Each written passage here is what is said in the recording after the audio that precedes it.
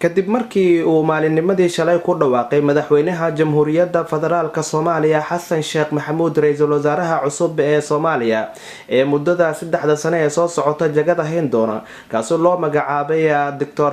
Cabdiweli Sheekh Axmed ayaa waxaa si weyn loogu soo dhaweeyay gudaha iyo dibadda dalka ayadoo Soomaalida ku dhaqan gudaha dalka iyo waliba dibadda ay si aad ah u soo dhaweeyeen isla markaasna ra'iisul wasaaraha cusub ay hambalyo u direen qaar ka mid ah Soomaalida ku dhaqan magaalada Amsterdam ee wadanka Holland ayaa sidoo kale hambalyo u diray ra'iisul wasaaraha cusub ee wadanka Soomaaliya waxaana ay sheegeen in ra'iisul wasaaraha looga baahan yahay in uu soo dhiso xukuumad tayeysan oo ummadda Soomaaliyeed ka samata bixisa dhibaatooyinka muddada haystay.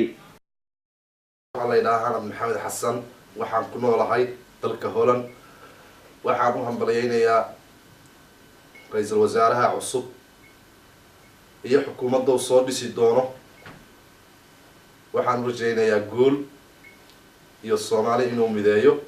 Assalaamu calaykum. Bismillahir Rahmanir Rahiim. Aniga magacaygu waa Axmed Cusmaan waxaan ahay Soomaalida ku nool dalka Holland khaasatan magaalada Amsterdam waxaan soo dhaweynaynaa magacaabista ra'iisul wasaaraha cusub oo shalay madaxweynaha ku dhawaaqay Mr. Cabdiweli waxaan rajaynaynaa isbedel muuqda inoo la yimaado xasan u hambalyeynaa. عليكم waxaan meeshan tahniyad ugu direynaa qaasatan dadka degan dalka Holland ra'iisul wasaaraha cusub oo shalay loo magacaabay Mr. Cabdiweli Sheekh Xasan Maxamuud waan u hambalyeynaa xilka loo dhiibay Ilaahay ha u fududeeyo haddaan nahay dadka degan dalka Holland qaasatan Amsterdam qurbo joog baan nahay meeshan baan ku dhibaateysannahay waxaan jecelnahay inuu dalkeena iyo dadkeenaba uu noo dhiso.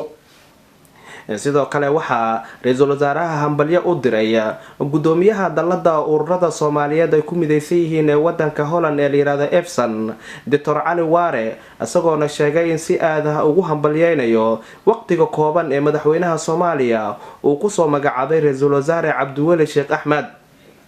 waxaana Dr. Cali Waare intaas ku daray in loo baahan yahay in ra'iisul wasaaraha la sugo waxqabadkiisa isla markaasna aan lagu degdegin asagoona sidoo kale sheegay in ra'iisul wasaaraha uu rajaynayo inuu soo magacaabo xukuumad tayeysan.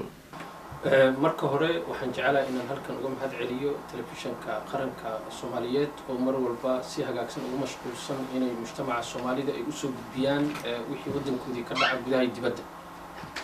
inta kadib waxaan rabaa inaan u mahad celiyo madaxweyne Xasan Sheekh sida degdega ah runtii uu waajibkiisa uga soo baxay oo u soo magacaabay ra'iisul wasaare sababtoo ah waxay dadka badankooda ka baqayeen inay muddo dheer qaadato marka firfircoonida uu muujiyay taasna runtii waa aad iyo aad ayuu ugu mahadsan yahay.